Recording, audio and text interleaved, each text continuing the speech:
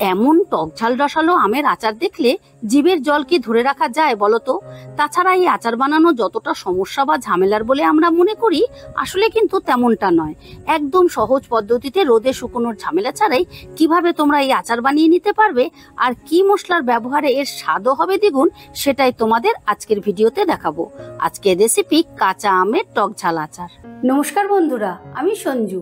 আজকের ভিডিওতে তোমাদের সকলকে স্বাগত। তাহলে চলো রেসিপিটা শুরু করা যাক। রেসিপিটা করার জন্য আমি এখানে 1 কিলো আম ভালো করে ধুয়ে নিয়েছি। এবারে আমগুলোর খোসা ছাড়িয়ে লম্বা লম্বা করে আমি কেটে নেব। আমি যেহেতু বটি দিয়ে কাটবো আর এখানে বটি রাখার মতন আমার ঠিক পজিশন নেই, সেই জন্য আমগুলো আমি কেটে তারপর তোমাদেরকে দেখাচ্ছি যে কিভাবে আমগুলো কেটেছি। এদিকে আমি একটা স্টিলের গামলা নিয়ে নিয়েছি আর গামলার মধ্যে বেশ খানিকটা জল দিয়ে দিচ্ছি। দিয়ে দিচ্ছি বড় চামচের 1 চামচ নুন। এবার নুনটাকে জলের সাথে ভালো করে মিশিয়ে দিচ্ছি, কারণ আমগুলো কেটে কেটে কিন্তু সঙ্গে সঙ্গে জলের মধ্যে চুবিয়ে দিতে হবে, মানে নুন জলের মধ্যে চুবিয়ে দিতে হবে। দেখো আমগুলোকে আমি ঠিক এরকম লম্বা লম্বা করে কেটে নিয়েছি। আর কোনো কোনো আমের মধ্যে আমি আটি শুদ্ধই রেখে দিয়েছি, কারণ আচারের মধ্যে আটি চুষতে কিন্তু বেশ ভালোই লাগে। এবারে আমি আমগুলোকে নুন জলের মধ্যে 5 মিনিটের জন্য ভিজিয়ে রাখবো, কারণ ভিজিয়ে রাখলে নুনগুলো আমের মধ্যে বেশ ভালো করে ঢুকে যাবে আর আমের মধ্যে যে সামান্য কষ থাকবে সেই কষটাও বেরিয়ে যাবে। এবারে 5 মিনিট বাদে আমগুলোকে একটা স্ট্রেনারের মধ্যে রেখে দেবো। তাহলে কি হবে, আমগুলোর থেকে জলগুলো একেবারে ঝরে যাবে। তোমরা লক্ষ্য রাখবে আমগুলোর মধ্যে যেন একটুকু জল না থাকে। এবারে আমগুলোকে স্ট্রেনারে ভালো করে ঝরিয়ে নিয়ে প্লেটের মধ্যে একটা টিস্যু পেপার পেতে আমগুলোকে ঢেলে দিলাম। এবারে তোমাদের একটাই কাজ করতে হবে, একটা সুতির কাপড় নিতে হবে আর প্রত্যেকটা আমকে ভালো করে পুছে নিতে হবে, যাতে আমের গায়ে একটুকু জল না থাকে। তাহলে আচারটা তৈরি করলে অনেক দিন এটা থাকবে, নষ্ট হবে না। এবারে আচারের জন্য আমি একটা স্পেশাল মশলা তৈরি করে নেব। তার জন্য গ্যাস ধরে একটা কড়া বসিয়ে দিয়েছি। কড়াই দিয়ে দিচ্ছি 5টা শুকনো লঙ্কা। প্রথমে শুকনো লঙ্কাটাকে একটু ভাজা ভাজা করে নেব। শুকনো লঙ্কাটা সামান্য ভাজা হয়ে গেলেই দিয়ে দিচ্ছি 1 চামচ গোটা জিরে, 1 চামচ 5 ফোড়ন, 1 চামচ গোটা ধনে, হাফ চামচ রাঁধুনি আর 1 চামচ মৌরি। এবারে গ্যাসের আঁচটা কমিয়ে নিয়ে আমি মশলাটাকে বেশ মুচমুচে করে ভেজে নেব। কিন্তু অবশ্যই লক্ষ্য রেখো মশলাটা যেন কালো না হয়ে যায়, তাহলে কিন্তু ফ্লেভারটা একদম নষ্ট হয়ে যাবে। মশলাটাকে বেশ মুচমুচে করে ভেজে নিয়েছি। এবারে মশলাটা তুলে নেব। এবারে মশলাটা একটা প্লেটে ঢেলে নিয়ে ঠান্ডা করে তারপর গুঁড়ো করব। আর গুঁড়োটা একদম ডাস্ট করব না, একটু দানা দানা করব, তাহলে খেতে ভালো লাগবে। এবারে ফাইনালি রান্নার জন্য গ্যাস ধরিয়ে কড়া বসিয়ে দিলাম। কড়াই দিয়ে দিচ্ছি অল্প একটু সর্ষের তেল। তেলটা গরম হয়ে গেলে তেলে দিয়ে দিলাম ফোড়ন। ফোড়নে দিলাম 1 চামচ 5 ফোড়ন। ফোড়নটা একটু নাড়াচাড়া করে নেব। ফোড়নটা একটু নাড়াচাড়া করে দিয়ে দিচ্ছি কেটে রাখা আমগুলো। এবারে আমগুলোকেও একটু ভাজা ভাজা করে নেব। ধরো ওই 4-5 মিনিটের মতন ভাজা ভাজা করে নেব। আমগুলোকে একটু ভাজা ভাজা করে নিয়েই টেস্টের ব্যালেন্সের জন্য দিয়ে দেবো নুন। কিন্তু আমটা যেহেতু নুন জলে ভেজানো ছিল, সেই জন্য নুনটা কিন্তু অবশ্যই বুঝে দিতে হবে। আর দিয়ে দিলাম সামান্য একটু হলুদের গুঁড়ো।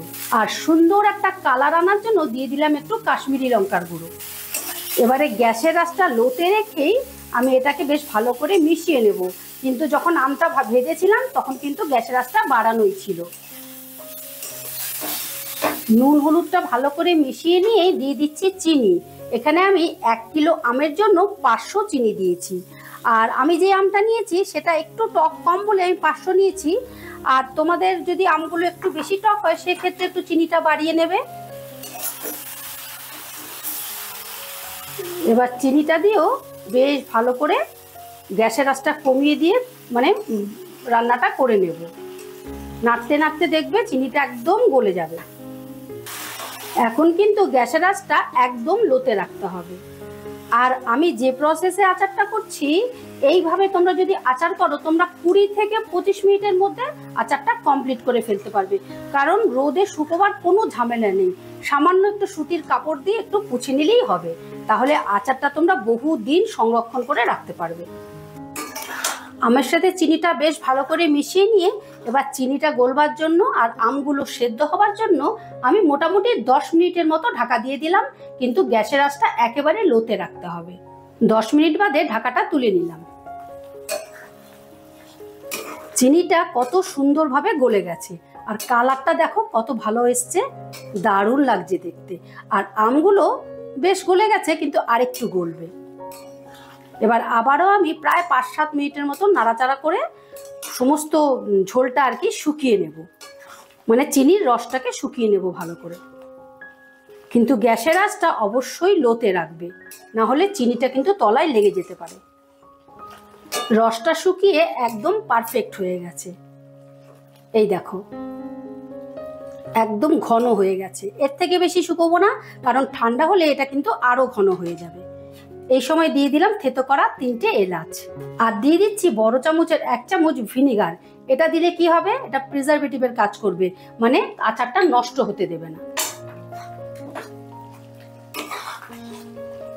এবার এটাকে মিশিয়ে নিয়ে আমি গ্যাসটা অফ করে দিলাম। এবারে দিয়ে দিচ্ছি ভেজে গুঁড়ো করে রাখা মশলাটা। দেখো আমি মশলাগুলো কিরকম দানা দানা ভাবে গুঁড়ো করেছি, ঠিক এইভাবে গুঁড়ো করবে। এবার সমস্তটা ভালো করে মিশিয়ে দিচ্ছি। সমস্তটা ভালোভাবে মিশিয়ে দিয়ে ঢাকা দিয়ে দিলাম। এবারে এটা ঠান্ডা করে তোমাদেরকে পরিবেশন করে দেখাচ্ছি। তো বন্ধুরা, কাঁচা আমের টক ঝাল আচার ফাইনালি রেডি। আজকের ভিডিওটা ভালো লেগে থাকলে আমার চ্যানেলটা সাবস্ক্রাইব করে পাশে থাকার অনুরোধ রইল। আবার দেখা হচ্ছে নতুন কোনো ভিডিওতে। ঠিক আছে, টাটা।